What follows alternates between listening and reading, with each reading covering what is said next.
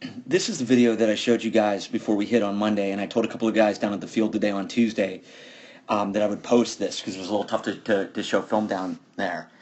And it's some guy for the Mets. I don't know who it is, but this was a monster home run the other night.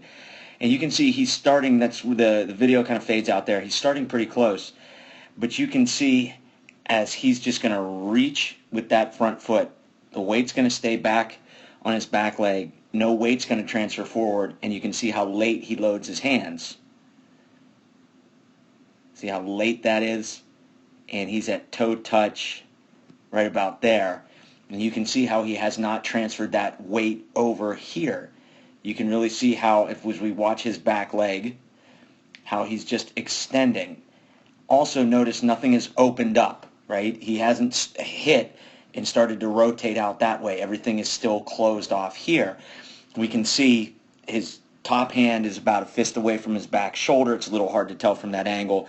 But what I really wanted to show, because we've talked to guys about hitting heavy and having weight start to flop forward. As he hits, now as we watch his belt buckle area, see the rotation? And you see how that direction is going out to the ball. He's not flying out this way, right? And you can see that it's a bad camera angle for this, but you can see how he starts to get separation with his back elbow and his hands. We can see how his back elbow has gotten down here and his hands really haven't moved. See? See how he's get that separation? But the big thing is you can really see how if we just stare at this area in here, how his foot hits and its rotation.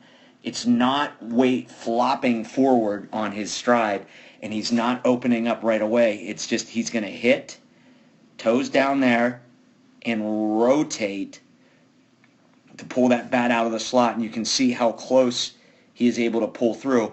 You can really see how his rotation has led the way. You can see how far ahead his back hip is of his hands up here.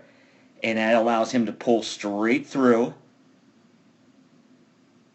He's still hitting the ball deep. We can see we're bent at a 90-degree angle, and he's able to get length through the ball. But I picked this to show how we just have our foot coming down, and again, look how no weight has transferred over here. You can see that the weight is going to be a driving force that way. How he just hits and rotates, hits and rotates, hits and rotates, right? You can see how much he's already gotten his belly button ahead.